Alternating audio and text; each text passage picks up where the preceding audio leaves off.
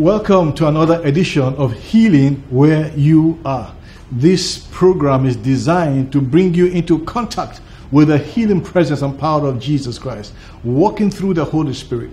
And so I want to welcome you to another time, another experience of God's power wherever you are, at home, in your offices, in the streets, wherever you have access to this broadcast. Get ready for a life-changing encounter in Jesus' name. Once again, I want to tell you that God is thinking about you. You are very much in God's thoughts. You are very much in God's radar. He has good thoughts concerning you. He wants to see you well. He wants to see you whole. And He wants to see you healthy in every area of your life. There's a scripture that I love particularly well, and I want to share that with you. It says in 3 John verse 2, Beloved, I wish above all things that thou mayest prosper and be in health, even as thy soul prospereth. You see, this scripture speaks about God's wholesome desire for you. It speaks about God's intention towards you. It speaks about His heart towards you. You know, we have no idea of judging or assessing what God thinks about us, except we hear from Him directly. People have all kinds of ideas about what God is all about, or what He's thinking, or what He wants to do. And they have those ideas based on their experiences, or the experience of a friend, or a neighbor, or somebody. But those experiences don't really tell the whole picture, because you don't really know what is back of those experiences. If you want to know what God thinks about you, if you want to know what God feels about you, if you want to know what His thoughts and His intent concerning you really is, then you have to enter into the Word of God. You have to find out from the Word of God, from the mouth of God Himself, what He thinks about you. And He says here, I wish above all things that thou mayest prosper and be in health, even as thy soul prospereth. This evening I want to speak on the subject, hear and be healed. Hear and be healed. There's a great connection between what you hear and what happens to you. Have you ever thought about it? I've observed this. People go to the hospital, they go to the doctor, they run a test.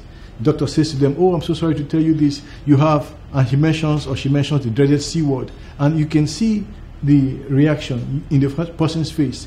You can see the complete shock, the effect of hearing those words, on the person who has received them.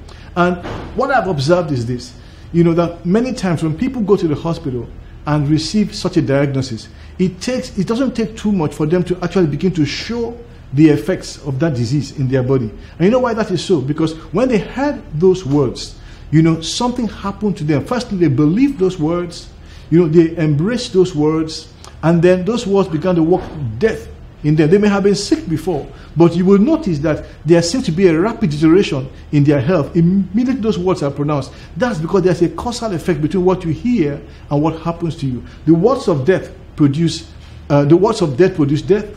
The words of fear produce fear. The words of faith produces faith. And the words of life produces life. God wants you to be healed. And He wants you to be healed in every area of your life. And this is why, He sent us to preach.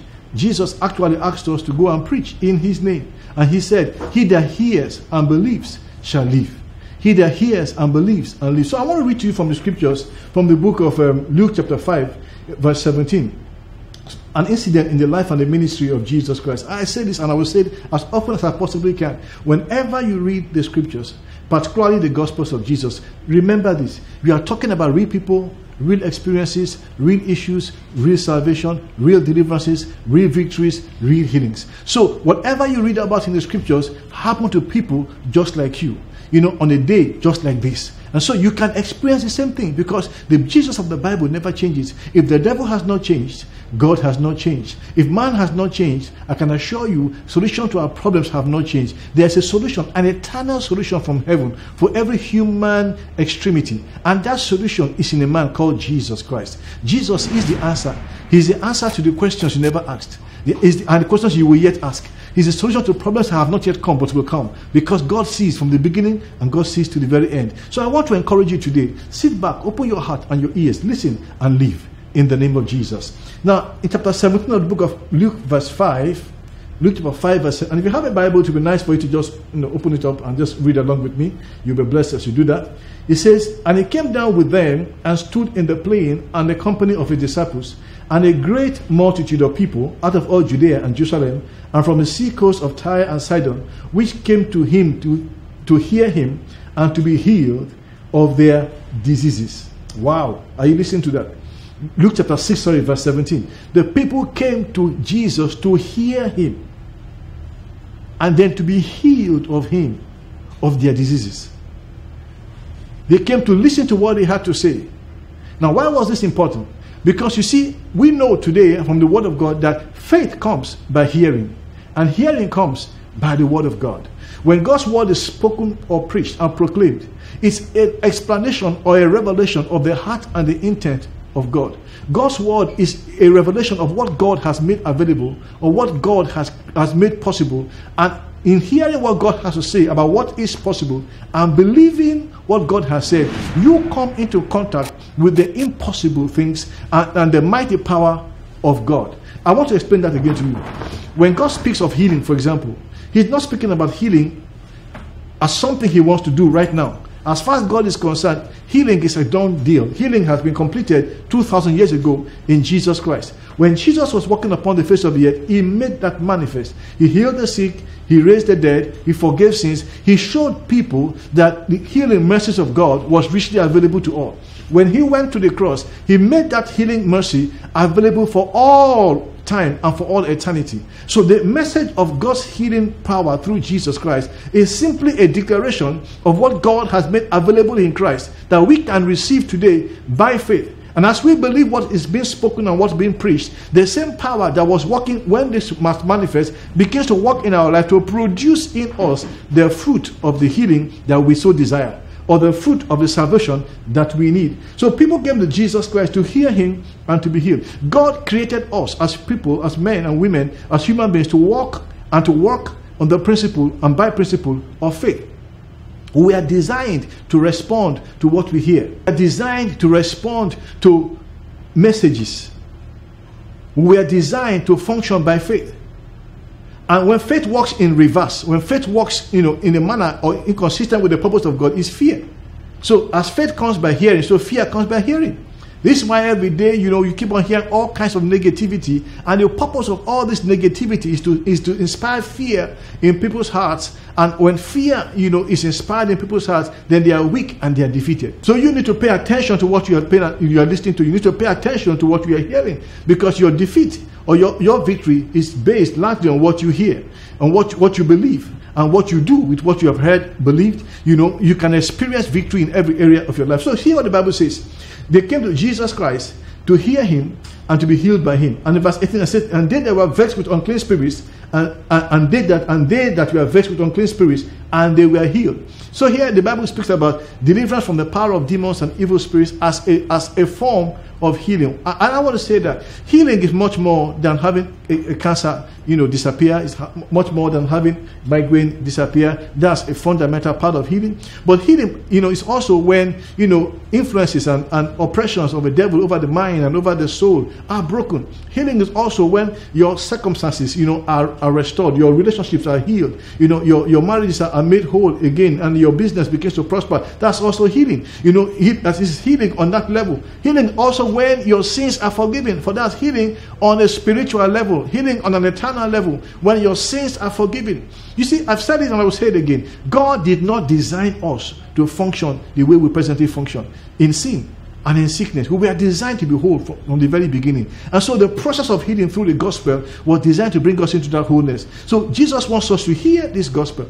He wants us to believe this gospel, this good news about what he has come to do. And as we hear and believe, then he can walk in our lives. There's a story I read in the book of Mark chapter 6, and I would like to share that with you. In Mark chapter 6, the Bible says that Jesus Christ came to his hometown to preach the gospel. And while he was there, the scripture says that he could not do any mighty miracle, no mighty work. And he was so surprised at what he could not do. And the Bible says he said that he could not do these things because of the unbelief of the people.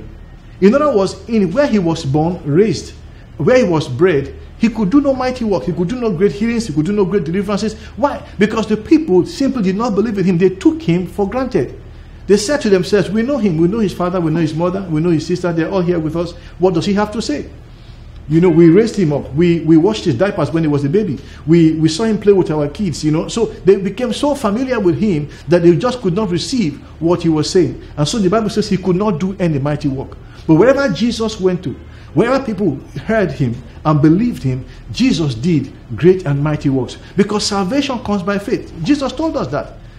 He said, if you can believe, Jesus said, All things are possible to him that believes. All things are possible to him that believes. God is giving to you a blank check to write out for yourself what it is you want him to do for you.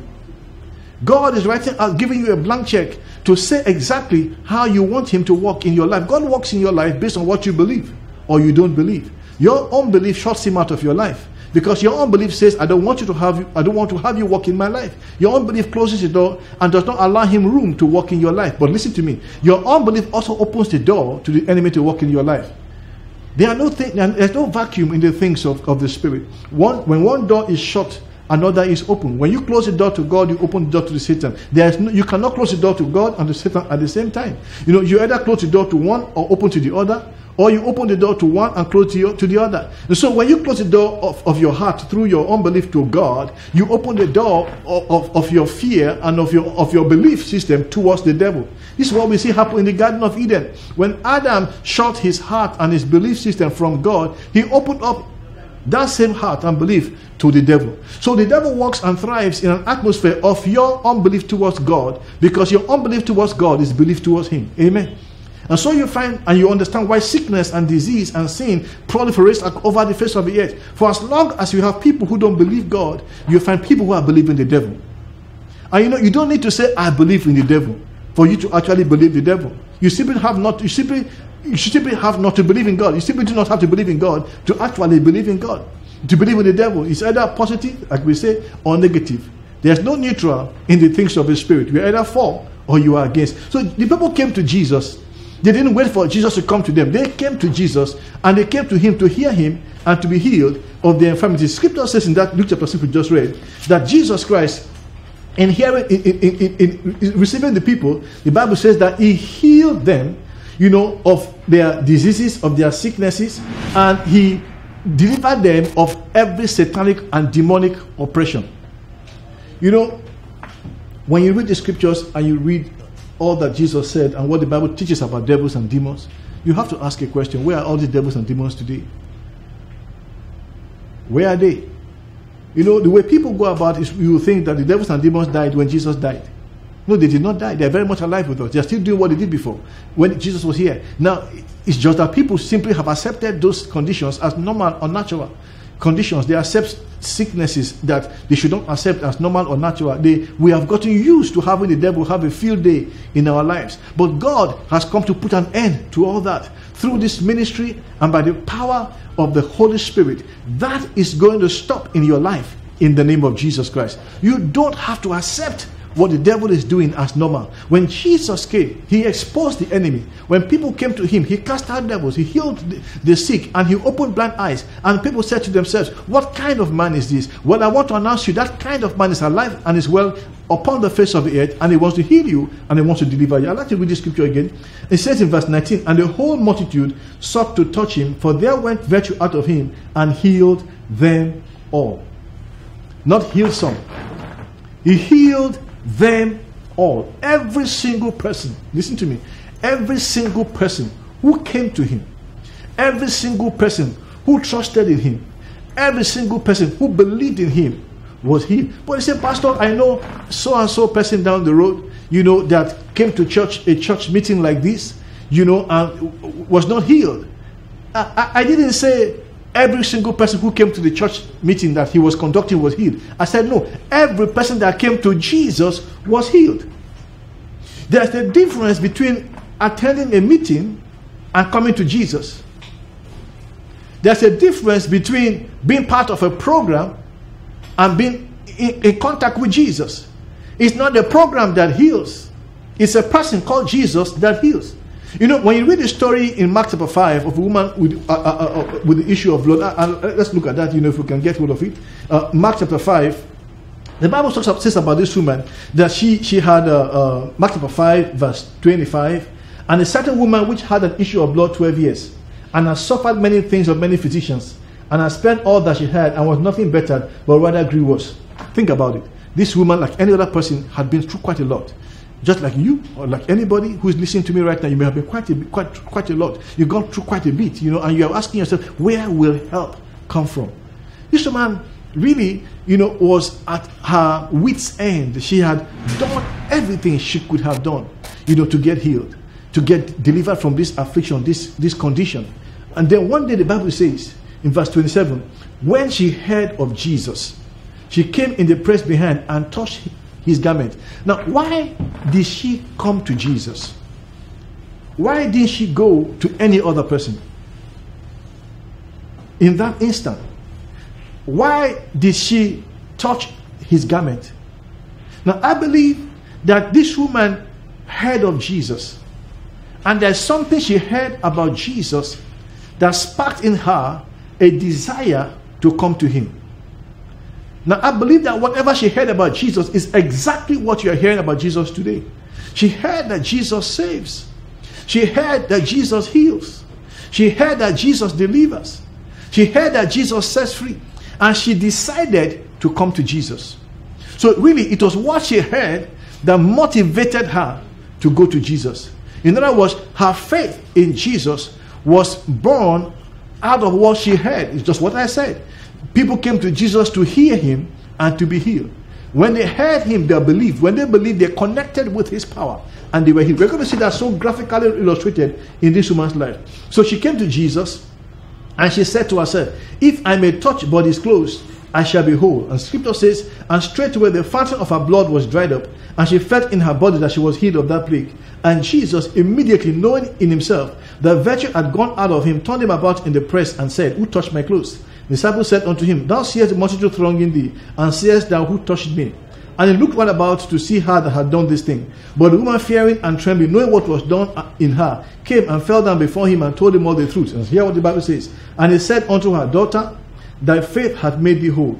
Go in peace and be whole of thy plague. Praise God. Now listen, what's this beautiful story? This was a living person, a real woman. We don't know her name. Now you are listening to me. I may never know your name. We may never know your name. But this can be your story. This can be your experience. This can be your testimony. Because you are right where this woman was so many years ago. You are hearing the word and the message of Jesus. You are hearing that Jesus is the Savior, the healer, the deliverer. He's the restorer. Even though all around you, things may look like, things are upside down. Things are just, you are just in a bit of a problem. But hear the word of God. God sent his son Jesus. And Jesus is the Savior. He's the Christ, the anointed one, the healer and the Savior and deliverer. He's the rest. He's whatever it is you come to him for. He's the one that feeds when you are hungry. He's the shepherd that guides you when you are lost. He's the hope that you need when you are in despair. He's the bread of life. He's the drink of life. He's the hope of all the whole wide world. He's the one that shed his blood for the sins of the whole wide world, the Lamb of God. He is the healing mercy of God. He's the healing grace of God. Jesus is whatever it is you need him to be right now. This woman heard and she came to Jesus. No, she didn't say to herself, well, I'm just going to see whether or not, this man is who he says he is. No, she came to Jesus. And when she came to Jesus, she said to herself, I'm going to touch him. And when I touch him, I shall be made whole.